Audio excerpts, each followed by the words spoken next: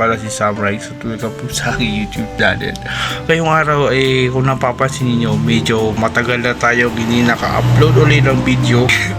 Sumakit po yung ngipin natin at medyo alam na, hindi tayo makakapagsalita ng maayos kapag ganun. At halos silang araw na sumakit tayo yung ngipin ko.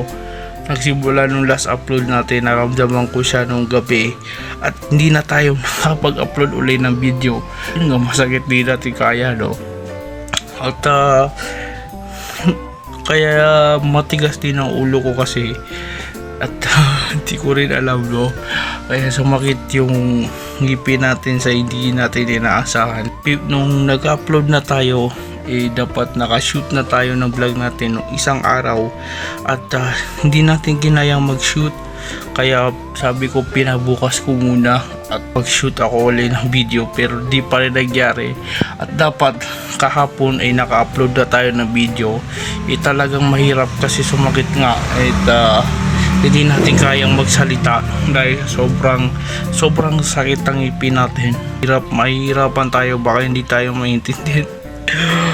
Sobrang sakit. Pero ngayon okay naman, medyo okay naman at hindi naman talaga siya masakit sa ngayon. Sa katigasan din kasi ito ng ulo ko talaga. Nasabihan ako ng mga magulang ko na mag-toothbrush ka, pero toothbrush? No, walang toothbrush sa akin, no?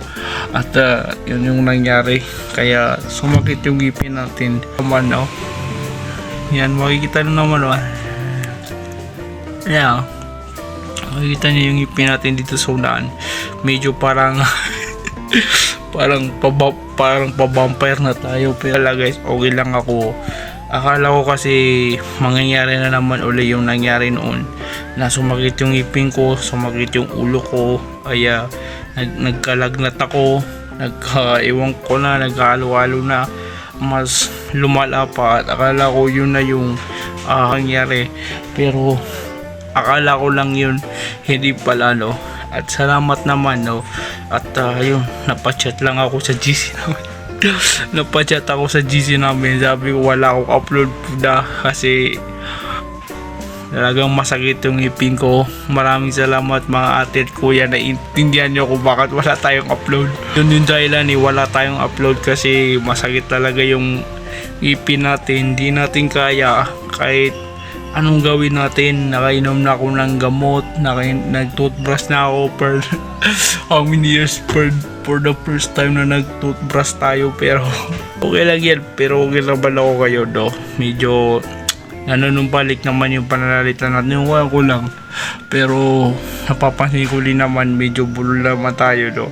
Yun lang yun naman yung pansinin nyo, dahil medyo bulol tayo. Kung masakit yung ngipin natin, baka mas malapa, mas bulol pa. Kaya okay na tayo ngayon at makakapag-shoot tayo sa susunod nating mga vlog. Halos hindi ko na alam, mga 5 days na tayo ata o 4 days na tayong hindi nakapag-shoot ng vlog ulit. Pero kala ko kailan yung last upload natin, kasi 3 days tayo dapat na nag-upload, pero nangyari baka 4 days o 5 days gaya nung last natin na upload before ito. At pasensya na po, no? At yun lang talaga, tao lang. Sumakit din yung kasi yung ngipin natin, pero hindi na maulit kasi ayoko na. Mas gusto kong sumakit yung ulo ko o magkalagnat ako kaysa sa sumakit pa uli yung ngipin ko, dahil hindi ko talaga kaya yung panakit ng ngipin. Ayoko talaga ng sakit ng ngipin kasi parang halos mamamatay na tayo. Halos mababaliw na ako sa sobrang sakit talaga nung sumakit tong ngipin ko. You know, medyo may maga-maga pa kasi dito siya sumakit banda.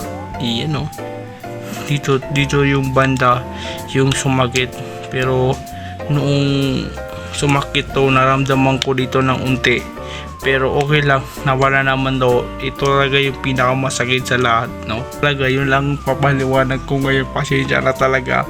At maraming salamat po, at sana po naintindihan niyo po ito. At yun, sana maka-upload pa tayo. Maraming pong salamat. Like, comment, and subscribe, and pag-ring na yung bell para palagi kang updated. Maraming salamat. Samrex, peace out.